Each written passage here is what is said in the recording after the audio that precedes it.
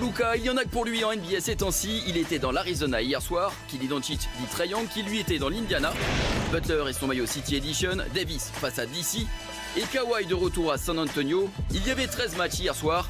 Installez-vous tranquillement, mettez-vous bien, c'est NBA Extra et on vous dit tout.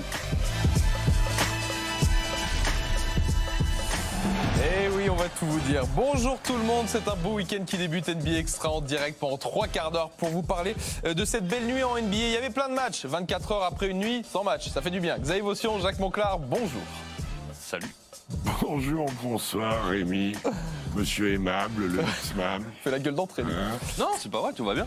Tout va bien? Ouais. Les filles, si vous regardez la télé, 45. Hein. Oui, parce que monsieur n'envoie pas de texto. Hein. Comme ça que ses filles savent quand il a fini de travailler. Bon, on a plein de choses à voir. Il n'y avait pas de NBA hier et on est de retour aujourd'hui. Ça fait bien plaisir avec 13 matchs au programme. Oui. Mais avant ça, une nouvelle à vous apprendre que vous connaissez peut-être déjà. Vous, les abonnés de beIN Sports, c'est avec plaisir que l'on vous annonce que vous aurez la chance à partir de 2021 de pouvoir à nouveau suivre la quasi-intégralité de la Champions League de football sur nos antennes sur la période 2021-2024. Et on est bien content, vous vous en doutez. Ravi. Ravi pour tous les gens qui ont bossé là-dessus. Ravi pour tous les gens de la rubrique football et pour tout beIN. Voilà, c'est plutôt une excellente nouvelle et félicitations à Flo et son équipe. Il y a toutes les équipes de beIN et à vous les abonnés qui allez donc pouvoir en profiter à partir de 2021. Allez, on revient au basket, c'est notre cœur de métier et on va parler de cette belle affiche entre Dallas et Phoenix. Flo vous l'a dit dans le sommaire, Luka, il n'y en a plus que pour Luka Doncic. En même temps, Xav, il le cherche un petit peu. Un poil, parce que bon... Il est plutôt pas mauvais, mais en face, il y a une belle opposition avec Devin Booker. Et voici donc Luka Doncic. Et évidemment, Doncic, on le voit immédiatement pour le meilleur ici sur Hideo Kobo. Il y a eu pas mal encore de temps de jeu hier. Et puis ça continue. Et pas... Belle passe de Baines. Ouais. Oui, ils récupèrent leurs blessés, hein. Baines, Rubio. Des retours effectivement très importants. Ça sort bien ici avec ce panier à 3 points signé Kelly Oubre Jr., toujours très très bon. Lui, il explose vraiment complètement cette saison. C'est pas le seul, mais quand même, c'est intéressant. Wow. Le step back parfait. Waouh. Techniquement, qu'est-ce qu'il est posé celui-là? Et quand Kaminsky rate, Kaminsky récupère le ballon, ressort intelligemment et cette passe sublime de Ricky Rubio pour Devin Booker. Tout va bien pour les Suns, ça va même de mieux en mieux. Oh oui, oui. Ah, c'est magnifique. Très très bon hier soir. On arrive vers la fin du 3e quart-temps, il n'y a que 3 points d'écart jusque-là. His name is Luka, ça se chante. C'est ça. C'est vrai, il habite au 2e étage d'ailleurs. Ouais. Tim Hardaway Jr., les Mavericks qui prennent un avantage sérieux, de plus en plus conséquent même, et vont finir par s'imposer grâce particulièrement aux statistiques, encore une fois très impressionnantes de Luka Doncic, 42 points, 9 rebonds, 11 passes, c'est quand même pas mal. En face, Kelly Oubre, 22 et 10. C'est bien aussi un bon retour de Ricky Rubio. On a vu beaucoup de Devin Booker, mais finalement, entre les highlights et puis le tableau de score, 10 points seulement. Mais c'est vrai qu'à ce moment-là, les Suns étaient devant, et donc c'est la 12e victoire de ces Mavericks qui continuent leur beau chemin. C'est vrai. Beau chemin. C'est vrai. 12 victoires, 6 défaites. Quelle belle saison ils sont en train de nous faire, ces Mavs, coach. Et quel grand match, encore une fois, de Luka Doncic. Énorme match. Enfin, il s'occupe de tout. Et puis dans le Money Time, il fait ses stats au moment où le match se gagne. Il est très bien secondé par Hardaway aussi. Parce que Porzingis n'a mis que 2 petits lancers et il n'a pas existé du match. Non, il a une lecture de jeu pour lui-même et pour les autres assez exceptionnelle. Bon, là, effectivement, on revoit plus de Luka Doncic. C'est vrai qu'on n'en avait pas vu beaucoup. Ce gamin est fantastique. Ce gamin... il faut arrêter de mettre des mots là-dessus parce qu'il va progresser encore. Hein. Il n'y a que la blessure qui peut l'arrêter. Vous savez que son nom revient de plus en plus. Je sais qu'on a déjà évoqué le truc, c'est tôt dans la saison, mais dans la discussion du futur MVP, hein, même si Dallas a un cran en dessous, ça en parle de plus en plus. Hein. Ouais, et puis absolument. Déjà, concentrons-nous juste sur le premier mois. Il a fait un triple-double sur le mois de novembre. Il est juste en triple-double statistique sur le mois de novembre. Et voilà, il suffit de demander la stat, là voilà. Vous êtes superbe. Vous êtes parfait. L'impression que je l'avais préparé. En fait, non. Hein. Alors que faut savoir que Xavier ne prépare pas ses chance. Dans ses stats, triple-double à plus de 30 points, déjà. Dingue, hein. Ce qui sépare les choses. Et quasiment à 50%. C'est ça. Quand on sait les shoots qu'il prend, le nombre de step back, step side qu'il prend de loin... Le truc est hallucinant, quoi. Juste pour compléter la stat que vous avez vue sur le tableau, seul joueur avec Oscar Robertson et Russell Westbrook à faire ça sur un mois. Triple-double à plus de 30 points. Plus de 30 points, hein, pas seulement triple-double de moyenne. On va l'écouter, Luka Doncic, après la rencontre. On va écouter son coach aussi. Yeah, I missed a lot of threes. I got to fix on that. But especially getting the paint, kickouts, layups. That's what I got to see and just realize better and take less threes than that. We lost the last game against Clippers, just one game. It's just one game. We're gonna lose more games, and we just gotta bounce back. It's 82 games, and just bounce back to the next game. Luka and KP have been putting up great stats all year. It's surprising, but it's not shocking. Our team has taken kind of its present form, but it's still early in the season, and there's a long way to go, and we'll see where it goes from here. But he's having a spectacular year. Just absolutely, breathtaking. Rick Carlisle après la rencontre, un chiffre, vous savez qu'on aime bien ça, les chiffres en NBA. Luka Doncic qui a atteint la barre des 2000 points en carrière cette nuit, regardez, il lui a fallu 88 matchs pour y arriver, et dites-vous bien que c'est moins que LeBron James ou Kevin Durant. Sur ses 88 premiers matchs en NBA, il a plus scoré que LeBron James. Ouais, et il est dans une... Et en plus de ça, il est dans une meilleure équipe. Voilà. Ah, mais il y a plus... Ouais, à un moment... il n'y a plus de mots à trouver. Hein. Okay. C'est un phénomène. Il n'y a plus de monde sur Ramirez. Non, mais je voulais dire. Mais on va en manquer, hein. Ça fait un mois et demi à peine qu'on est parti, on commence déjà à plus savoir quoi dire sur Luka Doncic. Bon, tant mieux pour lui, en tout cas, c'est beau ce qu'il est en train de faire. Et sachez qu'on va en reparler demain soir de Luka Doncic, l'affiche de notre SNL. Un petit peu plus tard que d'habitude, une petite demi-heure plus tard. Ouais. Pas grand-chose, une demi-heure. 21h45 sur BeIN 3, Dallas Mavericks, Los Angeles Lakers. Elle est belle, ça, la coach, non? Elle est magnifique, elle est magnifique. Surtout qu'en face, il y a une équipe qui perd pas beaucoup en ce moment. Donc, c'est superbe, c'est une très belle affiche. Vous allez voir que les Lakers ont encore fait fort hier soir. D'abord, on va parler de l'autre équipe de Los Angeles, les Clippers qui affrontaient San Antonio dans le Texas hier soir. Une équipe de San Antonio qui va mal, mais qui avait peut-être l'occasion, Xav, de relever un petit peu la tête. Qui va même extrêmement mal, 2 victoires seulement en novembre. Jusque-là, du moins, face à une équipe qui paraissait complètement en feu avec 7 victoires de suite. Et ce qui se passe souvent dans ces cas-là, c'est que c'est exactement l'inverse qu'on voit. Ces cas-là arriver, on voit un bon DeMar DeRozan, on voit une très belle équipe des Spurs. J'ai vu le match ce matin et très honnêtement, il y en a un qui était en souffrance, c'est lui. Alors ok, on le voit marquer un panier ici, mais Kawhi Leonard qui a été sifflé, mais... Boué, tout ouais, le match. assez copieusement. C'était pas non plus dingue. On l'entend là, On les entend, ouais. On les entendra de moins en moins d'ailleurs parce que finalement, ils vont vite se rendre compte, les fans des Spurs, qu'il y a un coup à jouer. Paul George ici en échec. Paul George qui n'a rien mis du match. Et lui alors, rien du tout. Catastrophique Lou Williams. Nul. Derrick White, je sais pas pourquoi je m'est revenu comme ça. Derrick White très bon et regardez-moi ça, il n'avait pas marqué depuis le mois de janvier à 3 points. Et quand il vous arrive des trucs comme ça, vous êtes foutus. C'est une blague le mois de janvier quand même. Non, je te jure. C'est vrai? Oui, il a plus que 5 tirs à 3 points depuis le début de saison. C'est le premier depuis le mois de janvier qu'il tente. Ouais, mais il y a des joueurs qui réduisent un peu parce qu'ils étaient tombés dans un excès. Oui, un non-match de Paul George, Lou Will qui met des paniers qu'à la fin. Le seul qui a été bon, c'est déjà Michael Green. Le reste, dramatique.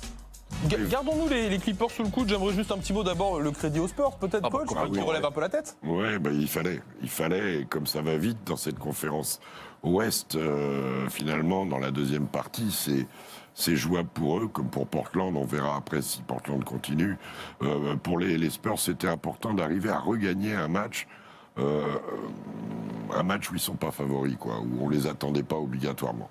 Et ça peut peut-être déclencher les choses.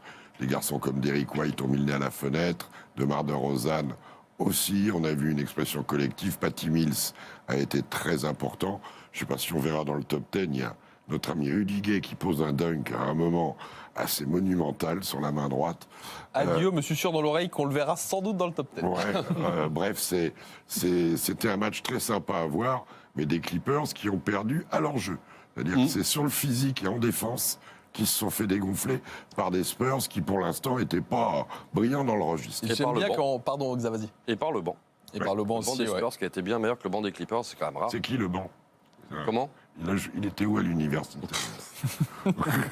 Pour une fois que c'est pas toi qui fais une blague pourrie, ça va. Oui, c'est vrai. Ça était vraiment claqué. Hein, pour le coup. J'aime bien quand vous êtes raccord, en tout cas, avec les coachs NBA. Regardez Doc Rivers qui dit un peu ce que Jacques disait à l'instant.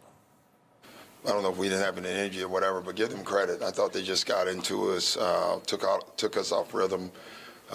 No dribble penetration, played really slow tonight. So unless we were just going to win in the defensive battle, I didn't see it coming, honestly. What were they doing specifically? They were the more physical team. You know, they were up into us, they were physical, and give them credit. Ouais, du crédit pour les Spurs. Un vrai non-match quand même pour les Clippers hier. On va pas s'inquiéter, bien sûr, la saison est très belle pour l'instant, Xav, mais ils sont passés au travers. Paul George notamment, qui est passé en travers. Ça y est. Alors oui, Paul George qui est passé complètement au travers. On s'attendait aussi à un moment ou un autre à ce qu'il y ait un coup de moins bien. Hier soir, ça a été très très fait pour Paul George, qui a eu quand même la bonne idée de ne pas trop forcer non plus. Il n'a pas pris 30 shoots, il n'en a pris que 11. Mais c'est vrai que, théoriquement, des trucs comme ça... On le voit les mettre. Et c'est pareil que Leonard, qui lui non plus n'a pas été bon du tout. Mais là, lui, je pense que c'était plus le côté émotionnel qui lui a un petit peu tapé sur le système. D'ailleurs, à un moment, Doc Rivers l'a benché carrément au milieu du deuxième quart-temps. Et Paul George, ouais, effectivement, pas bon du tout, ni en attaque, ni en défense. Ça peut arriver. Lou Williams, ça a été exactement la même chose. Il a tout foutu à côté. Montrezl, on l'a trouvé un peu moins tranchant que d'habitude. Mais sans être des machines à laver ou ce que vous voulez, les joueurs ont des rythmes. Le mec qui revient de blessure, il met dedans direct. Mais il n'a pas le physique. Il a juste son physique et après, il faut réaligner les étoiles. Et là, c'est le petit coup de mou à attendre, en fait. Ouais, mais c'est d'une logique. C'est pour ça que quand il est revenu, on a dit mi-décembre, pas avant, pour savoir ce que feront les Clippers. Et ça va arriver dans une quinzaine de jours. Victoire des Spurs donc face à ces Clippers. L'autre équipe de Los Angeles, les Lakers, oui, ils ont continué leur bonne série. Vous allez voir ça, c'était face à Washington la nuit dernière et c'est Adio qui vous dit tout. Ça déroule aux Lakers, tout se passe pour le mieux à Los Angeles, comme on pouvait s'y attendre. La connexion LeBron-AD marche comme sur des roulettes. 26 points, 13 rebonds, 3 contres pour l'ancien Pelicans qui peut toujours compter sur les caviars de son ancien meneur à New Orleans, et John Rondo.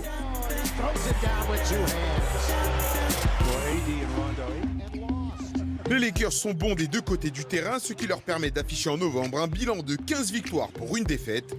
Tout simplement le meilleur bilan sur un mois depuis 19 ans. À bientôt 35 ans, LeBron est toujours aussi chaud. Finition main gauche s'il vous plaît. 10 victoires de suite pour les Lakers qui se baladent et surtout qui jouent bien.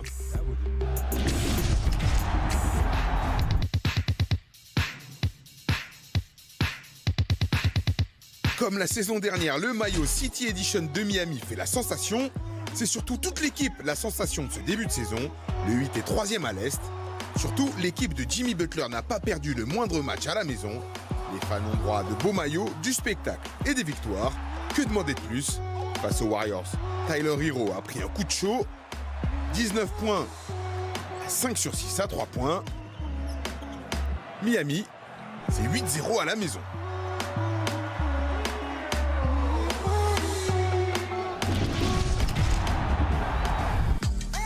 L'ancien visage des Grizzlies, le nouveau visage des Grizzlies. Mike Conley retrouvait son ancienne équipe, le meneur de Memphis aujourd'hui, c'est Ja Morant. Et on sent bien qu'il a un bel avenir dans cette ligue. 11 points, 4 passes hier soir. Les Grizzlies sont tranquillement devant à la pause, 55-40. Mais de retour des vestiaires, Utah ne panique pas. Le Jazz récite ses gammes et revient tranquillement. 20 points pour Mitchell, 3 passes décisives dont celle-là pour Rudy Gobert. 13 points, 13 rebonds pour l'intérieur français. Le meilleur marqueur de ce match s'appelle Bojan Bogdanovic avec 33 points, dont 16 dans le dernier quart. Le Jazz, c'est une belle victoire.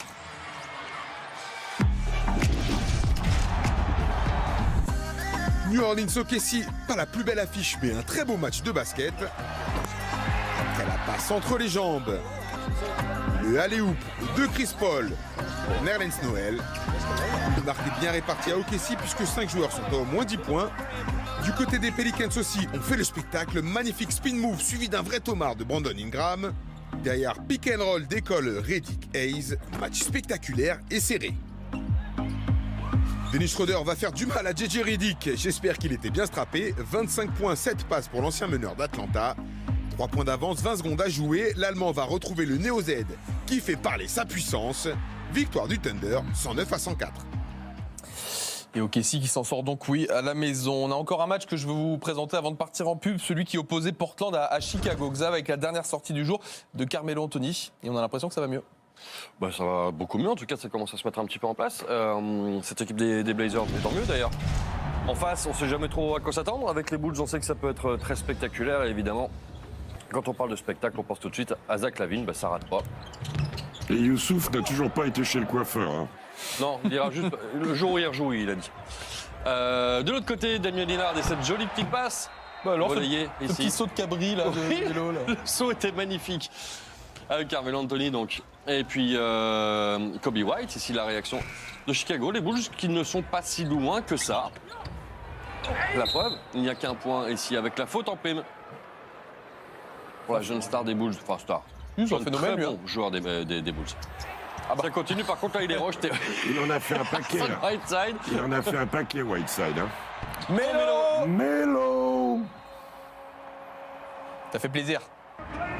Bon, Il est en train de lui, ça, s'éclater, c'est- lui, ça, là-bas. encore plus, c'est Zach LaVine qui sert bien en l'air. Wendell Carter. Chicago n'est toujours pas loin. Attention quand même à un potentiel retour. Zach LaVine, encore une fois, qui essaye de faire quelque chose, mais Hassan Whiteside renvoie tout ça. Pim. Oh, cette gifle. Oh, la tentacule. Damien Lillard, derrière, celui qui va terminer Bien le meilleur content de trouver marqueur le du carreau, match. là. Est-ce qu'il faut faire la différence? Dame Time, donc, c'est doublé sur McCollum, l'interception. Et c'est pas encore terminé. Zach LaVine à 3 points. Ah bah oui, il n'y a plus que 2 points d'écart dans les 30 dernières secondes. Il faut faire la différence définitive. Et bah oui, c'est Hassan Whiteside qui a très très bien suivi l'échec de Damien Lillard. Whiteside termine avec ses 15 rebonds.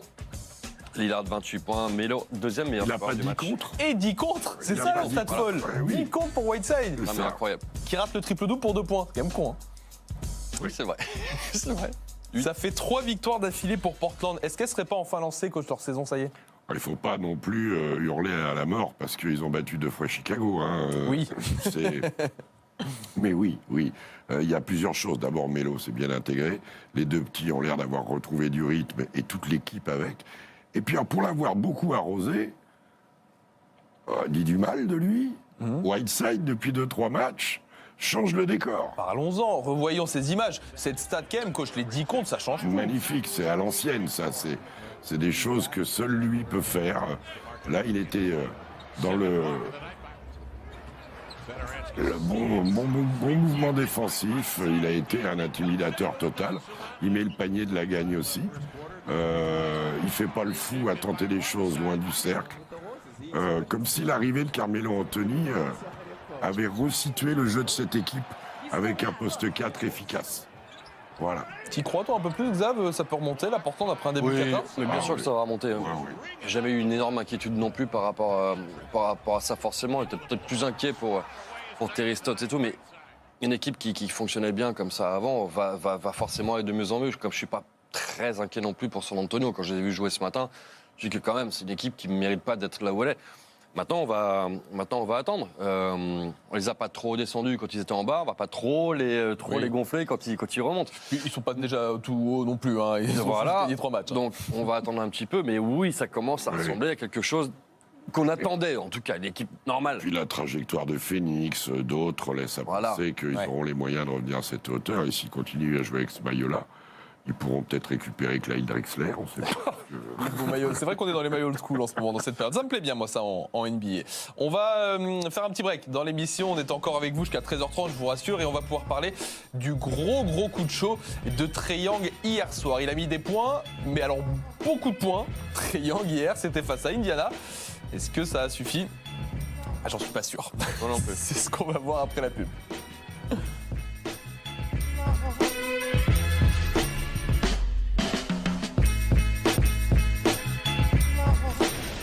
Encore 20 minutes de NBA Extra avec 6 matchs de plus à débriefer en compagnie de Jacques et Xav toujours. Ça va toujours, Xavier?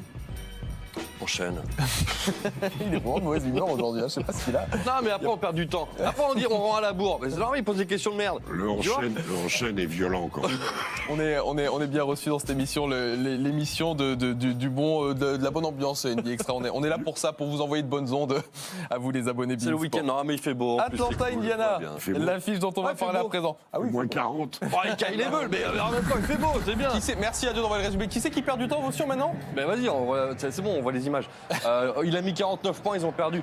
Mais à un moment, il faut se poser des vraies questions. Mais il a pris une crise magnifique quand même. Parce que Absolument incroyable. Alors là, sur cette action-là, il donne pas faute, mais bon.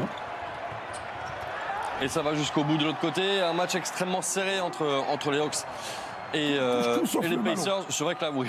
Ils touchent tout sauf le ballon. On l'a bien revu. Et regarde, on arrive en fin de troisième quart-temps. Et une grosse ambiance grâce à TJ Warren. Ouais, mais voilà. Trae Young, Trae fort. Bien. Non. Qu'est-ce que c'est fond? Si. N'importe quoi. Encore une fois, Trae Young et avantage. Atlanta, on se rapproche de la fin du match. Bientôt les 2 dernières minutes. Et les Pacers qui survivent, qui reprennent les commandes. 2 points d'avance. Celui-là, c'est fantastique. Le contrôle main gauche. Au-dessus de Sabonis, comme ça, magnifique. Et c'était à 11 secondes de la fin. Ça part en prolongation. Miles Turner avec ce long tir à 3 points qui part très très haut. Avantage Indiana, donc la réponse de Trae Young. Ne pas lâcher Trae Young comme ça, là. Non, même pas une demi-seconde. Et il revient à 99 partout. Sabonis qui arrive à servir TJ Warren à 3 points. Et finalement, les Pacers vont s'en sortir, mais alors que ce fut compliqué. Ah, il a vraiment mis 49, donc. Ah oui, absolument. Ouais, mais il aurait dû en mettre 51. Ouais, bah oui. Ça aurait pu à Xavier. Oui, c'est vrai. Surtout que c'est bientôt l'heure. 15-12 pour mon poteau DeAndre Bembry. En face, Jeremy Lamb. En face, la marque est très très bien répartie, comme souvent avec les Pacers. Indiana s'en sort. 12-6 désormais, c'est leur bilan. Et les Hawks qui sont toujours à la ramasse niveau résultat. Et pourtant, c'est dommage parce Un vrai bon match. Vraiment pas loin. Beau match des Hawks quand même. Hein. Ouais. Les Pacers qui continuent, hein, qui tissent leur pelote tranquillement. Hein. C'est bien ce qu'ils font, là. Hein. Très bien. 12 victoires, 6 défaites pour ces Pacers. Tiens, peut-être au révélateur, là, dans les jours qui viennent, Indiana, sachez-le, va partir sur un road trip de 5 matchs. Regardez ce qui les attend. Ça peut peut-être nous montrer un peu ce qu'ils ont vraiment. Ils seront back-to-back. Philly dès ce soir. Il y aura du Memphis, du OKC, du Détroit, du New York, avant de revenir à la maison face aux Clippers pour Indiana et ses Pacers. On pourrait pas en savoir un petit peu plus après ça, coach? D'autant plus que Victor Oladipo pourrait être de retour après ce road trip. Ils peuvent en prendre 4 si tout va bien. Ce serait bon, hein, un road trip ouais à 4 victoires sur 5? Ah ouais? Bah, Non, je ne les vois pas en prendre 2, moi. Hein? Je les vois pas en prendre 2. Non, vraiment? Tu plaisantes ou quoi? Tiens, remontrez-nous ça. À Détroit, ils peuvent pas gagner. À OKC, Non, ils peuvent Détroit pas va gagner. gagner. Au Garden, ils peuvent pas gagner. Et à Memphis, ils peuvent pas gagner. Perdre contre les Knicks. Écoute-la bien, celle-là. Ils perdent contre les Knicks. Voilà, le druide Votion tente des trucs. Pourquoi Reggie Miller rejoue? Les Sixers vont se faire détruire. Je pense que les Clippers, ça va être compliqué. Non, mais Et qu'est-ce que t'as les mis dans 3. ton muesli ce matin? Allez, j'en prenne 3. Qu'est-ce que t'as mis dans ton muesli ce matin? C'est interdit? J'en mets pas, j'en prends pas. Non. On t'a fait une piqûre en te massant, toi aussi? Il est pas d'hier soir, il y a ce matin. Bon, en tout cas, ils ont gagné hier, ces Pacers. On verra ce que ça donne sur ce road trip de 5 matchs. Et ce, malgré donc les 49 points de Trae Young. Je vous propose d'enchaîner. Tiens, ça va me plaire. Jacques Monclar nous en parlait des Knicks. Les Knicks qui jouaient hier. Ils sont pas passés loin. Ils sont pas passés loin. Xav vous raconte ça. Et après, on discute un peu de New York, là, parce que j'ai envie d'aborder plein de choses. Le début de match, quand on est fan des Knicks, c'est un régal. Alors, on va dire qu'il manquait quelques joueurs quand même aux Sixers. Aïe. Eh ben, Jo, quelle semaine! Ah là, c'est pas fini. Oh, le marché. Non, Ouais, non. Sur les rookies, ça compte pas, c'est ça? Voilà, c'est ça. 23-12. C'est bien, France ça. Ntilikina. Frank. Et puis ça continue. Tout va très très bien pour les Knicks. Julius Randle ici. Très mobile, toujours intérieur-extérieur. L'excellent Marcus Morris. Parce qu'il faut quand même pas oublier que lui, il fait quand même une bonne saison malgré tout. Malgré les résultats. Mais il y a bien un moment où ça va changer de camp. Le cercle de droite a pris cher, hein, parce que tous les paniers quasiment, en tout cas la plupart des paniers seront inscrits à droite. Évidemment, les Knicks vont voir les Sixers revenir. Ça se passe en troisième quart-temps. Il faut attendre la toute fin du troisième quart-temps avec James Ennis ici. C'est lui qui va faire la différence. C'est vrai. Bon, au-delà de Joel Embiid qui a été monumental. Et il manque Mitchell notamment Josh Robinson. Richardson en face. Ici, Mitchell Robinson, effectivement. Joel Embiid qui s'impose. Il y avait 87 partout à 3 minutes de la fin. Et ouais, et pourtant, oui, les Knicks ne vont pas pouvoir terminer et créer un petit exploit. Victoire finalement logique, mais victoire quand même vraiment difficile à arracher pour les Sixers. C'est leur 13e victoire de la saison. Joel Embiid avec un joli 27-17. Un James Ennis, effectivement, qui a été très très bon hier soir. Et en face, c'est pareil, encore une fois, on voit une marque plutôt bien répartie avec un très bon Julius Randle. Un Marcus Morris qui a encore été à droit à l'extérieur. Ça, c'est sa grande force désormais. Et un Frank Ntilikina qui s'impose de plus en plus. Mais encore une fois, c'est une défaite. Et bon, après, on a vu Atlanta tout à l'heure, 4 victoires seulement. On voit New York là, 4 victoires seulement. Je vois plus l'avenir à Atlanta qu'à New York pour l'instant. Mais bon. Ça tombe bien, c'est de ça dont je veux parler. La défaite en soi pour les Knicks, écoutez, très bien. Moi, je voudrais vous montrer un truc, coach. Un tweet que j'ai vu passer hier, signé Frank Aizola. C'est un insider qui bosse pour ESPN, qui suit les Knicks au quotidien. Je vous la traduis vite fait. Kevin Knox n'a pas joué une seconde hier soir. Sa réaction, oui, ça perd des matchs, mais au moins il développe les jeunes joueurs, hein, n'est-ce pas? Ironique, bien sûr. Quelle blague, etc. Les fans vont se rendre compte un jour qu'il n'y a aucune tactique, aucune stratégie là-dedans, c'est juste de la survie pour les Knicks. Je voudrais vous montrer un chiffre. C'est Knicks qui, depuis le début de l'année, nous disent on perd des matchs, ok, mais on développe nos joueurs, on pense à l'avenir. Regardez cette stat qui concerne les jeunes joueurs de New York. Je vous disais hier, Kevin Knox n'a pas joué une seconde. Alonzo Trier n'a pas joué une seconde. Dennis Smith, il est porté disparu. Le rookie Brazdeikis, dont on nous avait dit beaucoup de bien, ne joue pas ou quasiment pas. Les seuls qui jouent sont RJ Barrett, Frank Ntilikina, on en est ravis, et un petit peu Mitchell Robinson. De moins en moins. Et de moins en moins. Est-ce qu'on se foutrait pas un petit peu de notre gueule, coach? C'est pas nouveau. Tout ça, c'est du flanc. C'est du flanc du coach au président. C'est une franchise où personne ne veut aller. C'est une franchise qui survit grâce à Marcus Morris, Taj Gibson et quelques garçons référencés. Frank arrive à accompagner ce mouvement depuis une dizaine de matchs. RJ Barrett est très irrégulier, mais le projet de Knox, qui a été drafté très haut, de Mitchell Robinson, qu'on voyait beau comme un camion l'année dernière, il est nulle part. Les Dunson, les Trier, qui avaient montré des choses l'année dernière, ils sont plus nulle part. Est-ce que c'est pas juste comme il dit de la survie, c'est-à-dire c'est On nous vend des Fidel saucisses. qui veut sauver sa tête? On nous vend des saucisses, ils font semblant. Ils font D'accord, semblant. là-dessus. C'est all fake. C'est all fake. Maintenant, ça n'empêche pas qu'ils jouent mieux. Moins mal. Oui, mais bon, l'avenir, vous le voyez, vous, quand vous développez pas les jeunes joueurs et que vous perdez des matchs quand même? De toute façon, moi, le problème, il est aussi de James Dolan. C'est une franchise où personne n'a envie d'aller jouer. Les deux en dessous, Mills et Perry, ils marchent à quatre pattes pour éviter les balles rasantes. Et quant à Fisdale, on en parle pas, ouais. c'est un pendu qui attend la corde. Donc, voilà. Mais ils ont au moins la chance de jouer dans un garden plein de touristes. Mais c'est ça, non, mais c'est vrai. C'est New York. Aujourd'hui, si c'était cette équipe-là, vous la mettez à Détroit, il n'y a personne qui va la voir, on va pas se mentir. Là, la salle est remplie parce que des gens comme vous, n'importe qui, tous les ont gens envie qui d'aller vont voir à un New match de York, basket ils vont au NBA. Garden. Ils vont au Garden, voilà, ou comme d'autres pour aller à Brooklyn. Pas tous, bien sûr. Voilà, donc au moins ils ont cette salle pleine. Mais c'est vrai que, par contre, sur le parquet, oui, c'est plein de flancs. Oui, ça, c'est moins compliqué. Non, mais et pour Franck, c'est difficile aussi. Parce que là, il joue beaucoup. Tant mieux, on en est ravis, bien sûr. Et on est ravis. Mais enfin, il joue pas pour l'avenir, il joue pour le présent. C'est vrai. Et le présent, c'est d'avoir gagné 4 matchs, dont 2 contre Dallas. Ce qui fait qu'à l'Est, par exemple, dans leur division, c'est une déroute. Toutes les équipes à égalité. Mais ils sont pas loin, comme Atlanta, au classement, parce que l'Est va être très faible. Et on passera en play-off en dessous des 50%. Ça sent quand même le cyprès si loin. Moi, de manière très claire et très nette. Bon, défaite hier en tout cas face à Philadelphie. Si vous voulez voir une équipe de l'Est qui joue bien au basket, je vous propose Milwaukee. Ça a affronté Cleveland hier soir et c'est Benoît Pérez qui est au résumé. Giannis Antetokounmpo continue de martyriser toute la ligue sur le parquet de Cleveland. Ça commence comme ça. Kevin Love prend cher, qu'il se rassure, il ne sera pas le seul. Tristan Thompson se fait écrabouiller à son tour dans la raquette avant d'être sanctionné à 3 points. Oui, Giannis est de plus en plus complet et ça fait peur. Cleveland s'accroche néanmoins sous l'impulsion de Cedi Osman, le Turc auteur de 20 points. Mais Antetokounmpo vient calmer les ardeurs des Cavs tout seul comme un grand. 33 points, 12 rebonds, nouvelle masterclass pour le Greek Freak. Au suivant.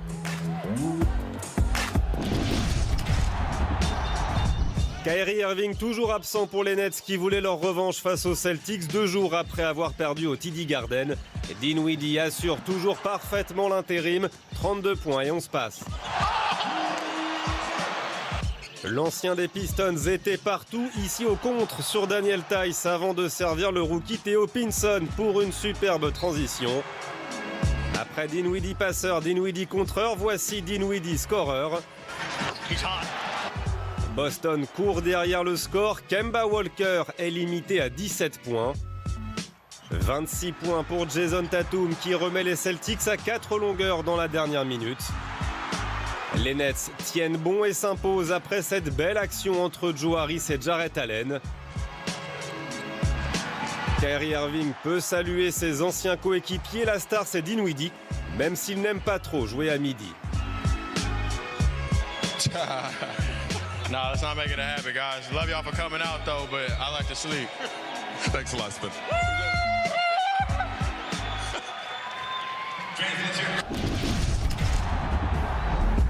Aaron Gordon de retour avec Orlando face à Toronto. Un joli contre sur Fred VanVleet pour se signaler.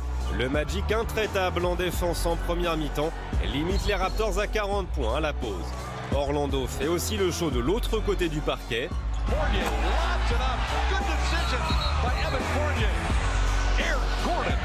8 petits points pour Gordon, 19 pour Evan Fournier. Côté Raptors, Siakam n'est pas dans son assiette, seulement 10 points. Norman Powell prend le relais, 33 points dont 19 dans le seul troisième quart-temps. Cela suffit pour Toronto qui signe une 6e victoire consécutive.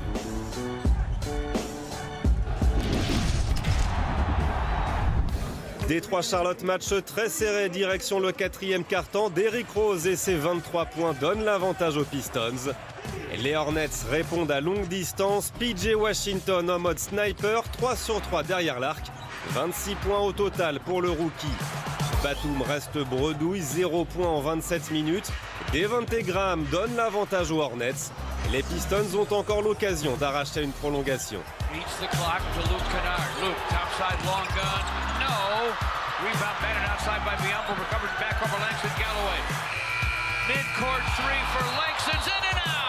Encore raté pour Détroit.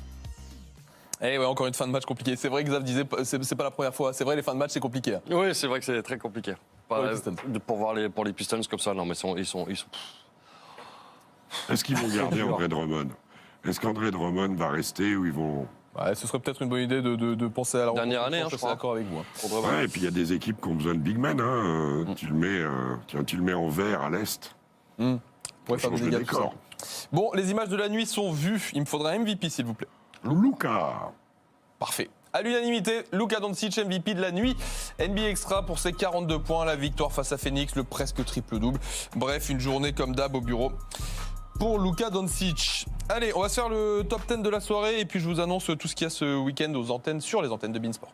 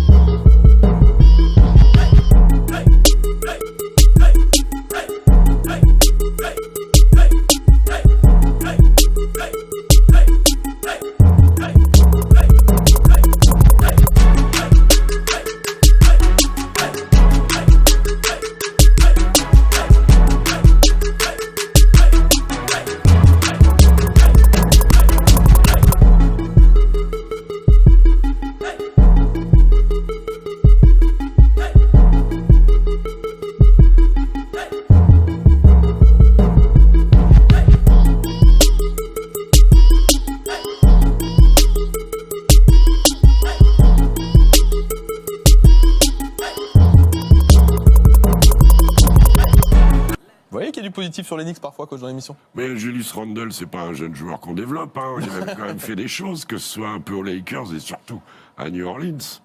Voilà, pour revenir à votre débat.